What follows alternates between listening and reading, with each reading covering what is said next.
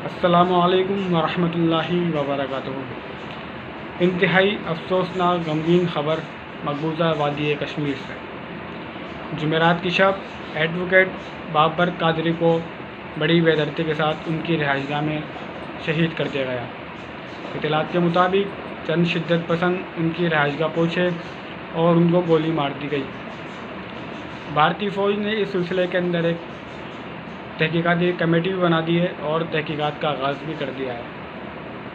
Babar advocate وہ وکیل تھے جنہوں نے بھارتی مظالم اور بھارتی پالیسیز کو لے کر ہمیشہ ہندوستان پہ تنقید جاری رکھی، نہ صرف سوشل میڈیا پر بلکہ ایڈوکیٹ بابر قادری نے الیکٹرک میڈیا پر بھرپور مقدمہ کشمیر لڑا اور بھارتی نمائندگان اور بھارتی پالیسیز کے نمائندگان کے ساتھ مباحث بھی کرتے رہے، اور ایک مباحثے کے درمیان انہوں نے بھارت مرد آباد کے قسم کے نعرے بھی لگائے۔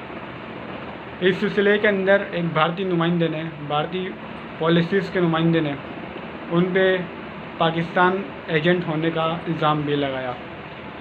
ایڈوکیٹ بابر قادری نہ صرف بھارتی پالیسیز پر تنقید کرتے رہے بلکہ انہوں نے 12 موقعوں پر پاکستان کی پالیسیز پر بھی تنقید کی۔ انہوں نے ہمیشہ مجاہدین کے مقدمات لڑے اور کشمیریوں کی آواز بن کے آواز میں رہے۔ ان کی شہادت کی اطلاع ملتے ہی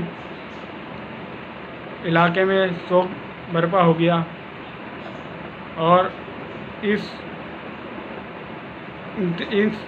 مشکل گھڑی کے اندر گویا کہ ان پر ایک اور مشکل کا پہاڑ ٹوٹ گیا۔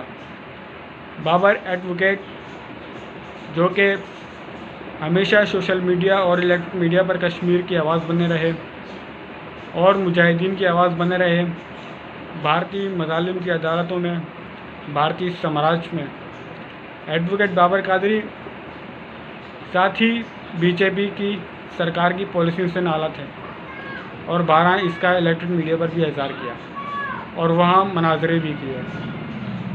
جمعرات کی شب اس آواز کو ہمیشہ کے لیے خاموش کرا دیا گیا، لیکن یہ آواز تحریک آزادی کشمیر کی آواز تھی جو کہ 72 سالوں میں نہ ہی دبی ہے اور نہ ہی انشاءاللہ دبے گی۔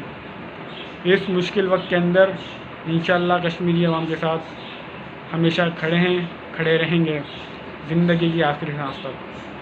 ہمارا مقصد کشمیر کا ایک چھوٹا سا ٹکڑا لینا نہیں بلکہ وہاں مسلم اکثریتی آبادی سے ہندو انتہا پسندی اور ہندو سامراج کا ہمیشہ کے لیے خاتمہ کرنا ہے۔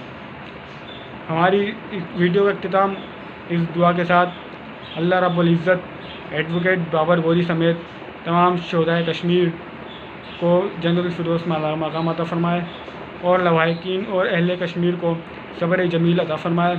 اللہ رب العزت جلد از جلد کشمیر کا مسئلہ حل کروائے۔ اللہ رب العزت اس تحریک کے اندر ان کو صبر اور استقامت اور پاکستانیوں کو ہوش کے ناخن لینے کی توفیق عطا فرمائے۔ السلام علیکم ورحمۃ اللہ وبرکاتہ۔